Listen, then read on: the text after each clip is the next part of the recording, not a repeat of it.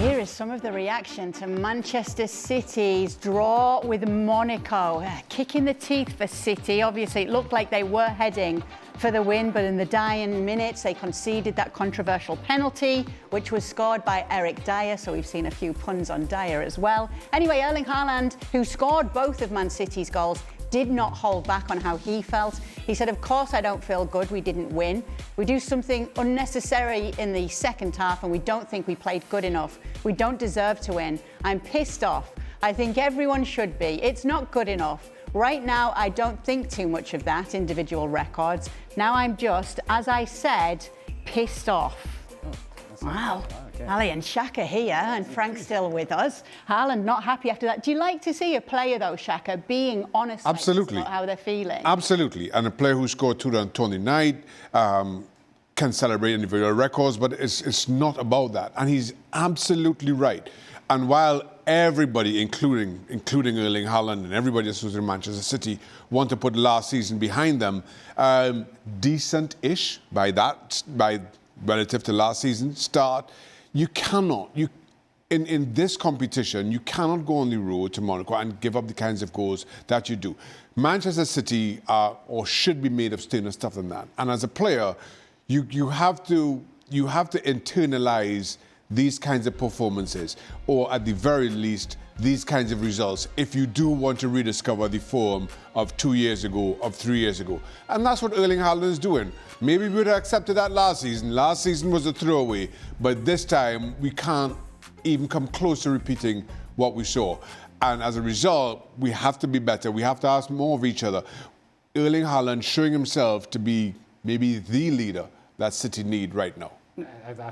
I thought it was Craig that was talking in that quote. I'm pissed off. Everybody else should be. It's not good enough. That's Craig every day in studio. I'm gonna tell you that.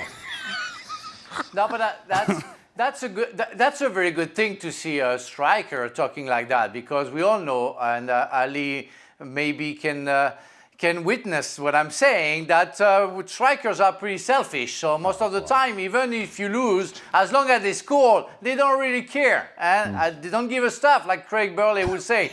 And that's very encouraging to see one of the best, if not the best striker in the world, saying that he doesn't care about his own records, that he wants to win games. That's very refreshing, I have to say. Frank, let me stay with you, because you're talking about the striker. He's done his job. He scored the goals here. When you're looking at Manchester City defensively now, though, we're seeing them drop points late on. We're seeing them not be able to see a game out. Is this a concern for you?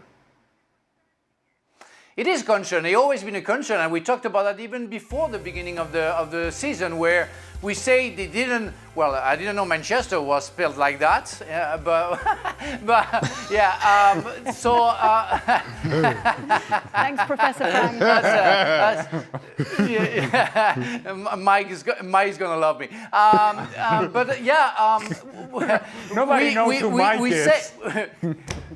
You know what? That's okay. That's the boss. That's the boss. Whatever.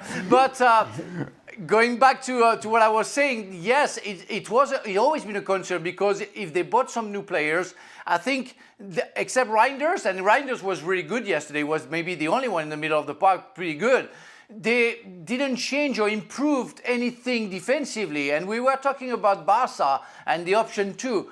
And I was mentioning Pep Guardiola. He didn't change anything to make his team more structured defensively, and that's an issue. And we saw that yesterday against Monaco. Even if it's a robbery, really, Manchester City should have won that game, but they didn't finish the job, and they got a little bit sloppy. And because they are not structured enough, they opened up and they got a stupid penalty at the end. But that can happen in football. But we know that it's possible every game with Manchester City, that it's something they have to work on. Talking about Erling Haaland, will we be seeing a bit of Haaland dependencia here for Manchester City? Is that what's coming about, Ale? I don't think that anybody would be surprised if that were the case. If he's not scoring, then who else is scoring?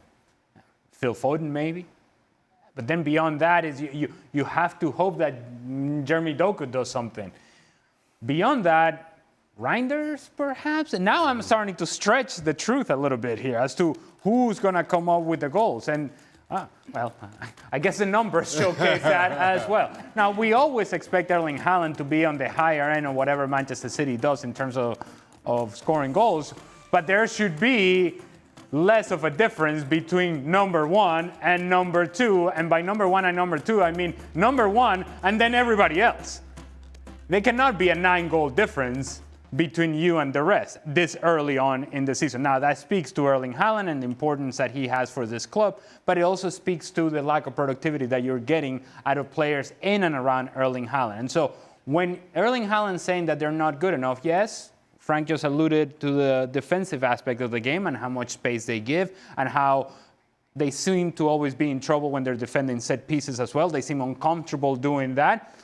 Okay, so that part is not good enough. But what's also not good enough is that those that are supporting Erling Haaland around him, they're not putting the ball in the back of the net either. And so it puts Manchester City in a position in which they have to defend well, or Donnarumma has to make a save. And if they don't do those things, they drop points. This is what they did yesterday. Okay, let's move on to elsewhere in the Premier League, where the news that Liverpool goalkeeper Alisson's injury will keep him out for 6 weeks will not have gone down too well in Liverpool. We saw him with that injury in that Galatasaray game. We now expected to see him back after the November international break. Shaka, not good news for Liverpool. Not at all. Listen, on the one hand, they do have a fantastic backup in Mamardashvili. Hey, high five, baby. High five. Did you hear Stevie say Mamardashvili? No. Oh, no. I'm kind of thankful that I didn't. Oh, man, he broke it down. I'm not sure how you recover from that. Well, he can't even say Ikitike. Hey, he was saying Mamardashvili and ended up in Szoboszlai.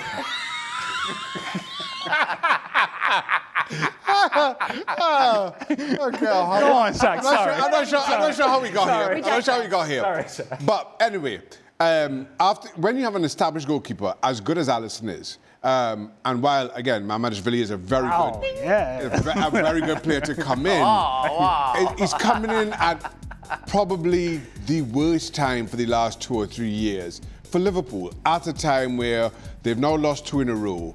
They've only kept 2 clean sheets this season. And all of a sudden, you're asking somebody else to come in and play a role that's been so kind of settled over the last couple of years. And that's the difficulty in having a backup keeper come in to try to fill that role. The timing of it just could not be worse for him. What's the name again, Shaq? Mamardashvili. Yeah, I mean, no, you're Szoboszlai. Oh, yeah. Hey, and Kerkez is another one that Stevie has difficulty. Stevie, when I was doing the show, he was talking about Kerkez. And I said, what the hell is that player? I never met. Stevie, don't ever. And that's his team. No such pronunciation problems on the Gavin Jules Show. Him. Make sure to check out the latest edition of the show. It drops today wherever you get your podcasts.